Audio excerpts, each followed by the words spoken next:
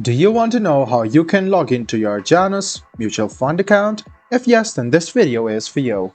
Hello and welcome to Tech Basics. It's your host back again with yet another interesting tutorial video. In this video, I'm going to teach you how you can log into your Janus Mutual Fund account.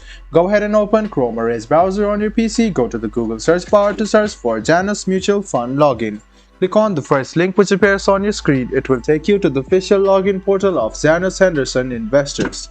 Now you can log into your Janus Mutual Fund account by clicking on your username icon. Go ahead and click on your username icon. Write down your username.